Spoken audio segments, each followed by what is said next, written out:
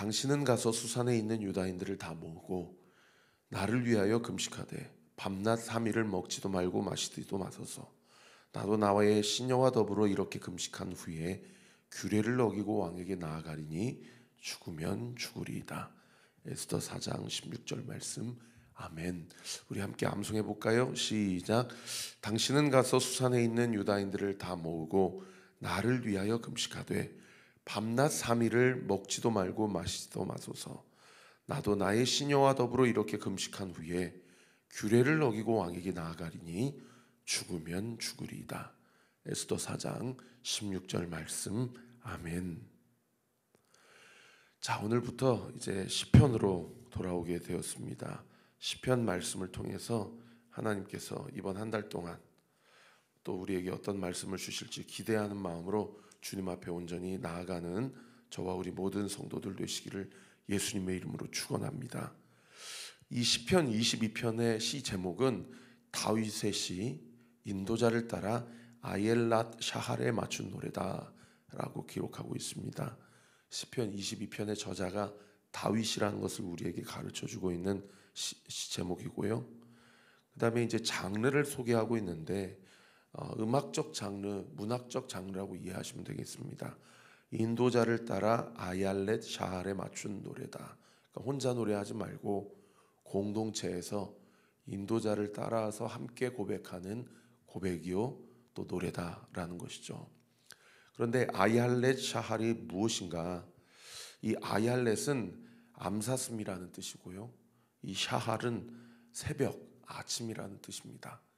그래서 문자적으로는 아얄렛 샤할은 새벽 아침의 암사슴 또는 새벽의 사슴 그렇게 이제 해석이 될 수 있는데 이게 과연 노래 또는 고백, 신앙 고백과 어떤 연관이 있는가?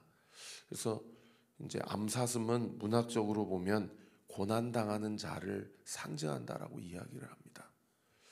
오늘 본문의 내용을 보시면 알겠지만 다윗이 극심한 고난과 사방으로 우겨쌈을 당하고 있는 상황 가운데서 하나님께 작사하여서 드린 신앙 고백이자 노래다라는 것을 알 수가 있어요. 왜냐하면 6절에 보시면은 나는 벌레요 사람이 아니라 사람의 비방거리요 백성의 조롱거리니이다 라고 고백하고 있기 때문이에요. 여러분 사람들에게 둘러싸여서 비방과 조롱 받아본 적 있으십니까? 저는 몇 번 있어요. 제가 맡았던 공동체 안에서도 손가락질도 당해보고 소위 정치적으로 표현하면 탄핵을 당해본 경험도 있습니다. 당신 우리 인도자 아닙니다. 당신은 우리의 지도자로 인정할 수 없습니다. 이러한 말도 들어본 적도 있고요. 이 참 비참하더라고요. 사람이 그러한 대중에게 또 다수에게 둘러싸여 있어서 그렇게 손가락질과 비방을 받을 때 그냥 며칠을 잠을 못 잤던 것 같아요. 그리고 사실 지금도 그때를 생각하면 참 마음이 어렵습니다. 여러분은 어떠세요?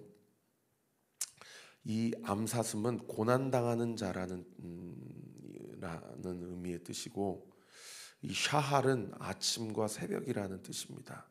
여러분 아침과 새벽을 한번 상상해 보세요. 절대적 그 정글 안에서 약자가 포식자들이나 대적자들의 그 눈을 피해서 새벽에 아무도 움직이지 않는 아침에 홀로 안전한 곳을 향하여서 눈치를 보면서 헤매고 또 안전한 쉘터를 향하여 찾아가는 그 한 마리의 암사슴을 생각해 보세요. 그래서 아마도 문학적 또 음악적으로는 아얄렛 샤할이 어떤 장르나 또는 어떤 장단이라고 그렇게 추정이 되지만 오늘날 쉽게 표현하면 막 쿵짝쿵짝 빠른 노래가 아니고 상당히 단조의 느린 노래가 아니겠는가 그렇게 추정을 합니다. 그리고 시편 22편은요 여러분 내용을 보셔서 잘 아시겠지만 메시아 순환시, 메시아 예언시가 바로 시편 22편의 닉네임입니다. 왜냐하면 오늘 본문 1절에 보시면은 내 하나님이여 내 하나님이여 어찌 나를 버리셨나이까 어찌 나를 멀리하여 돕지 아니하시오며 내 신음소리를 듣지 아니하시나이까 라고 절규하고 있기 때문입니다. 근데 이 절규가 여러분 잘 아시는 대로 마태복음 27장 46절에 기록되어 있는 예수 그리스도께서 6시간 동안 십자가에 달려서 그야말로 몸 안에 있는 모든 물과 피를 다 쏟아내시고 인간이 경험할 수 있는 모든 육체적 고통의 극함을 다 경험하시고 십자가에 달려서 운명하실 때에 그 가상칠언 7마디의 주님의 말씀 가운데 4번째 말씀 아닙니까? 이때가 의학적으로도 또 역사적으로도 예수 그리스도께서 십자가에 달려 돌아가시는, 죽어가시는 그 상황 가운데 가장 극심한 고통의 임계점에서 하나님 앞에 절규하고 부르짖었던 그 고백이 엘리 엘리 라마 사박다니, 내 하나님이여 내 하나님이여 어찌하여 나를 버리시나이까 라고 그렇게 고백하는 고백이라는 거죠. 그래서 이 시편 22편을 메시아 예언시, 메시아가 오시면 이런 고백을 하게 되실 것이다. 메시아 순환시, 메시아가 인류의 모든 죄를 홀로 다 담당하시고 하나님의 어린 양으로서의 대속, 구속의 사역을 감당하실 때 이 말씀을 하실 것이다 라고 이야기하고 있는 그런 본문이죠. 뿐만 아니라요, 7절에도 보시면은 나를 보는 자는 다 나를 비웃으며 입을 삐죽거리고 머리를 흔들며 말하되, 로마 군병들이 실제로 갈대를 가져다가 예수님의 머리를 치면서 야 네가 왕이라며, 네가 죽은 자를 살렸다며, 지금 한번 너를 구원해봐. 얼마나 인격적으로 조롱을 하고 희롱을 하면서 그렇게 예수님을 약 올리고 그렇게 예수님 앞에 그런 말을 내뱉었는지요. 그리고 뭐라고까지 얘기합니까? 8절에 그가 여호와께 의탁하니 구원하실 걸, 그를 기뻐하시니 건지실 걸 하나이다. 이게 무슨 얘기입니까? 너 그렇게 하면 하나님이 너를 구원해 주실 거야. 네가 그를 기뻐하니 그가 너를 건져 주실 거야. 이런 말입니까? 아니에요. 야, 과연 네 하나님이 너를 건져 주시겠냐? 야, 과연 하나님이 살아계시면 너를 도와주시겠냐? 이런 이야기를 하고 있는 거죠. 여러분, 예수님께서 이러한 이야기를 들으셨다는 것은 무엇을 얘기합니까? 우리도 주님의 길을 걸어갈 때 이런 일을 얼마든지 경험하고 이런 얘기를 들을 수 있다는 것을 암시하는 대목이에요. 그래서 제가 지난번에 설교했지만 예수 그리스도를 믿는 신앙의 여정 가운데서 한 번도 갈등이나 한 번도 영적인 어떤 충돌을 경험해 보지 않았다고 한다면 나의 신앙생활을 한번 의심해 봐야 된다 라는 것. 반대로 우리가 신앙생활을 하면서 갈등을 경험하고 누군가의 조롱하는 이야기를 듣고 과연 하나님이 살아계시면 어떻게 네 삶 가운데 이런 일이 일어날 수 있겠냐 라는 질문을 받아보고 있다면 여러분, 그것은 정말 엄청난 신앙생활의 삶의 길을 걸어가고 있다라는 강력한 증거가 된다는 거죠. 저희 아버님이 지금 아마 이 영상을 보고 계실 텐데, 우리 아버님 죄송합니다. 지금은 그러지 않으세요. 지금은 저희 어머니 목회를 누구보다도 일선에서 도와주시고 계시는데, 제가 어렸을 때는 하나님이 저희 아버님을 다루시는 과정 가운데 있었기 때문에 아버님이 어머님한테 그런 얘기하는 거 많이 들었어요. 하나님이 살아계시면 왜 이런 일이 있냐? 네가 그렇게 기도하는데 어떻게 이럴 수 있냐? 그리고 어렸을 때부터 모 교회에서 신앙생활하면서 어른들이 이런 얘기하는 거를 심심치 않게 들었어요. 교회 다니면서도 이런 얘기를 하시는 것을 들었어요. 사실 저도 우리 엄마가 저렇게 기도하는데 왜 우리 집안은 이럴까? 왜 나는 이럴까? 라는 생각 사실 저도 안 한 거 아닙니다. 그런데 그런 과정 가운데서도 하나님께서 저희 가정을 지키시고 저와 제 여동생을 지켜주시고 우리 아버지 어머니의 믿음의 기도로 저희 자녀들이 다 이렇게 잘 됐습니다. 여러분, 신앙생활에서 사람들이 그렇게 할 수 있다 손치더라도 내 안에서도 이런 이야기들이 들릴 수 있어요. 왜 하나님 살아계시면 왜 이러한 일들이 일어날 수 있지? 어떻게 내가 이렇게 기도하는데 하나님은 이렇게 하실 수 있지? 라는 마음이 들 수 있어요. 그럴 때에 그 마음 가운데 하나님께서 우리의 삶 가운데 어떤 것들을 고백하게 하십니까? 여러분 9절 말씀 보세요. 오직 주께서 나를 모태에서 나오게 하시고 내 어머니의 젖을 먹을 때에 의지하게 하셨다. 여러분, 이 말씀 사실상 다윗이 백성의 조롱을 받고 비방을 받으면서 고백한 본문이기 때문에 많은 학자들이 아마도 자신의 아들 압살롬에게 배신당해서 시온성, 다윗성, 예루살렘성을 떠나가면서 도망가면서 그 어느 광야의 한 지점을 향해 나아가면서 울면서 한 고백일 것이다라고 그렇게 추정합니다. 그렇게 절규하고 울면서 뭐라고까지 얘기해요? 오직 주께서 나를 모태에서 나오게 하시고 내 어머니의 젖을 먹을 때 의지하게 하셨다. 무슨 얘기예요? 내 의지가 아니라는 거예요. 나는 날 때부터 하나님의 인도하심을 받고 하나님의 사람으로 인침받은 사람이지.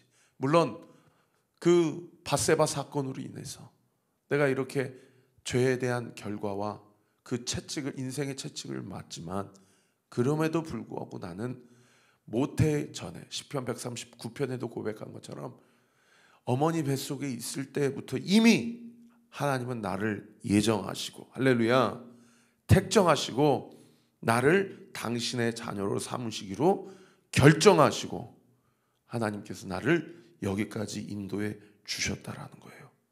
그래서 그 삶 가운데서 10절에 보세요. 뭐라고 얘기해요? 내가 날 때부터 주께 맡긴 바 되었고 모태에서 나올 때부터 주는 나의 하나님이 되셨나이다. 같이 고백합시다. 하나님은 나의 하나님이십니다. 예수 그리스도는 내 인생의 주인이십니다. 성령 하나님이 지금 나와 함께 하십니다. 할렐루야. 여러분, 그래서 우리가 주 앞에 나아갈 때에 우리가 어떻게 해야 돼요? 1절 말씀에 다시 한번 보시면은 하나님이여 하나님이여 어찌 나를 버리시나이까? 어찌 나를 멀리하여 돕지 아니하시오며 내 신음소리를 듣지 아니하시나이까? 무슨 얘기예요? 하나님께 도와달라고 번지수를 정확하게 찾는 것. 여러분, 그것이 환난 가운데 우리의 믿음이 작동되어야 될 분명한 지점이라는 겁니다. 오늘 큐티책 263페이지에 임경애 씨의 나에게 주신 사명이라는 묵상 간증 한번 읽어보세요. 여러분, 이 간증문을 읽어보면 무슨 생각이 드냐면 자기 실적과 관련해서 드라마틱한 변화가 있는 게 없어요. 오히려 더 회사 직장 안에서 오히려 더 무시당하고 오히려 더 잘리게 생겼고 아무것도 바뀐 게 없어요. 그런데 자기가 뭐라고 이야기를 해요? 자기가 죄인이라고 고백해요. 자기가 죄인이라고 고백해요. 그리고 하나님이 이런 나를 구원해 주셨다라고 고백을 합니다. 야, 저는 진짜 우리들 교회 참 부러워요. 우리 온리교회도 이러한 엄청난 신앙 고백이 이곳저곳에서 터져나오는 우리 교회 되기를 우리 구주 예수 그리스도 이름으로 축원합니다. 여러분, 우리 교회 죄송합니다. 제가 다시 표현하겠습니다. 어디 교회 부러워할 게 아니에요. 우리 교회 참 감사해요. 왜요? 이런 고백을 하시는 성도님들이 계세요. 아무것도 바뀌기 없는데 하나님 앞에 번지수를 정확하게 찾고 하나님께 도움을 구하시는 분들. 여러분, 우리 교회 그런 분들을 하나님이 모아주셔서 함께 교회를 세워가는 것이 얼마나 기쁘고 감사한지 모릅니다. 그런데 1절과 2절에 보시면은 잘못 해석하면은 왜 내 소리를 신음소리를 듣지 아니하십니까? 2절에도 보시면 왜 응답하지 아니십니까? 이렇게 절규를 하고 있기 때문에 다윗이 지금 절망적인 상황 가운데서 불신앙의 고백을 하는 게 아닌가, 그러한 어떤 의심이 들 수 있거든요. 그런데 이 의심을 완전히 사라지게 하는 본문이 바로 3절과 4절 5절입니다. 여러분 3절에 보세요. 이스라엘의 찬송 중에 거하시는 주여, 주는 어떤 분이시라고 지금 고백하고 있습니까? 거룩하신 분이라 고백하고 있어요. 4절과 5절에도 보세요. 우리 조상들이 주께 의뢰하고 의뢰하였으므로 그들을 건지셨나이다. 여기 의뢰하다를 다른 번역 성경에는 의지하였으므로 이렇게 번역하고 있어요. 5절에도 보세요. 그들이 주께 부르짖어 구원을 얻고 주께 의뢰하여 수치를 당하지 아니하였나이다. 여기 수치를 당하지 아니하였나이도 다른 번역 성경에 하나님 앞에 실망하지 아니하였습니다. 실족하지 아니하였습니다. 이렇게 번역하고 있어요. 여러분 무엇을 얘기합니까? 여기 우리의 조상들이 5절에 그들이 누구를 얘기합니까? 다윗이 자신의 믿음의 선배들을 바라본 거예요. 아브라함, 이삭, 야곱, 요셉, 모세, 여호수아, 사무엘, 자기의 믿음의 선배들을 보니까 그 선배들의 믿음이 잘나서가 아니라 하나님이 우리 민족, 우리 조상을 불쌍히 여겨주셔서 그 기가 막힌 상황 가운데서도 그때마다 심하다 때마다 건져주시고 일으켜주시고 구원해주신 하나님, 그 하나님을 본 거예요. 그러면서 자기가 자기 아들에게 배신당하고 그 도성을 떠나게 될 때에도 하나님은 우리의 가정을 구원해 주시고, 할렐루야, 하나님은 우리의 민족을 구원해 주신다라는 믿음의 확신을 가지고 3절에 뭐라고 고백해요? 하나님 당신은 거룩하신 하나님입니다.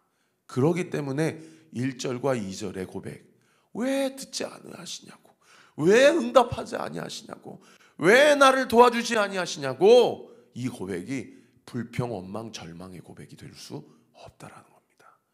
여러분 속에 답답한 거 있으면 하나님께 다 토설하세요. 그거 불평, 원망, 낙심의 고백이 아니라는 거예요. 그러나 꼭 붙잡으세요.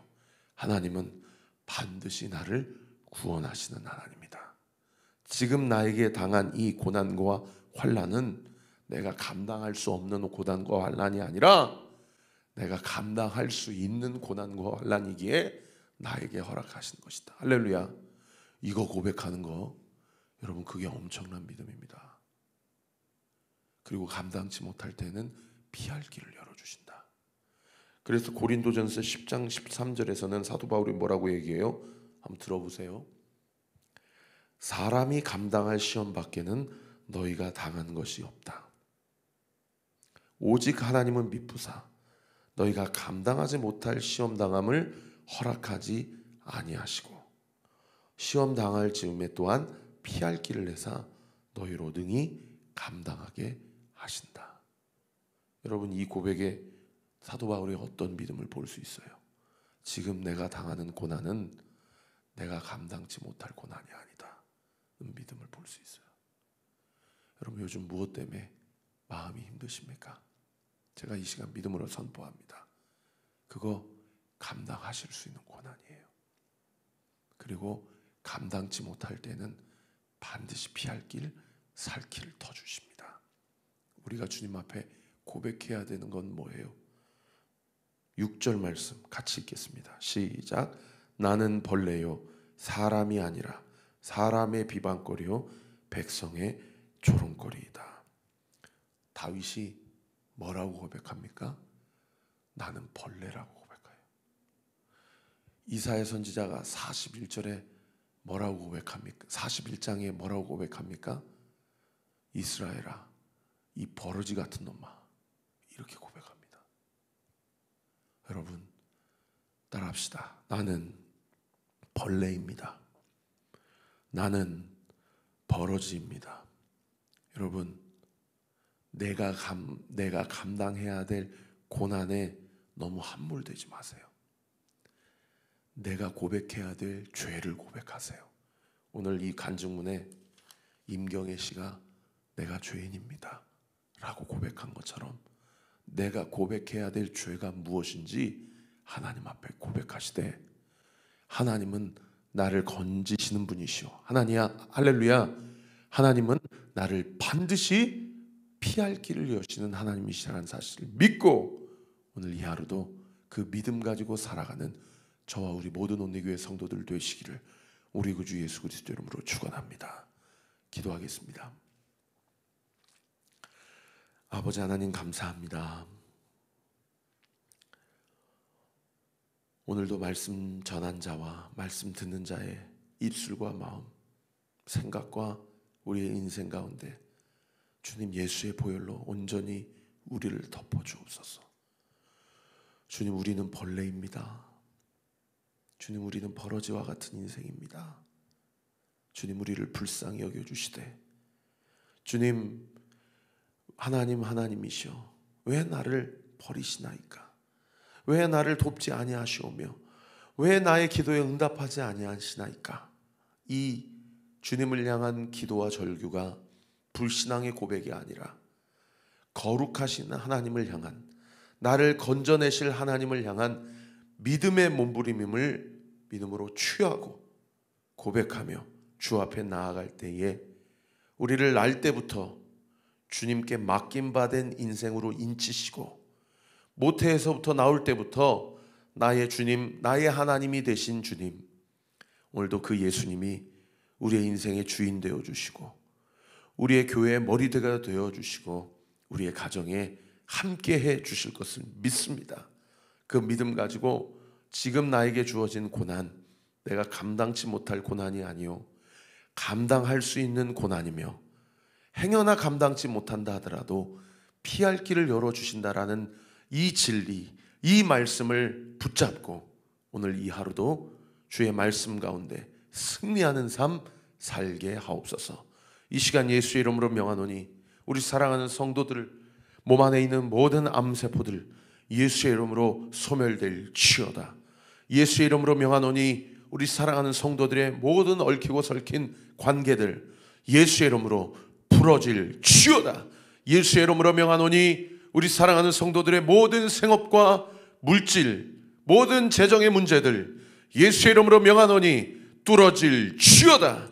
믿고 감사드리오며 살아계신 예수 그리스도의 이름으로 기도하옵나이다. 아멘. 지금은 우리 구주 예수 그리스도의 은혜와 하나님의 사랑과 성령 하나님의 위로교통 충만하심이 주신 말씀 붙잡고 이 새벽에도 정직한 영을 가지고 주 앞에 절규하며 기도하고 몸부림치는 모든 성도들의 삶 가운데 주님 감당케 하시고 피할 길을 열어주신다라는 믿음의 확신 가지고 나아가는 우리 사랑하는 온리교회 모든 성도들 머리머리 위에, 우리 교회를 위해 기도해 주시는 모든 기도의 동역자들 위에 지금으로부터 영원토록 함께 하시기를 간절히 축원하옵나이다. 아멘.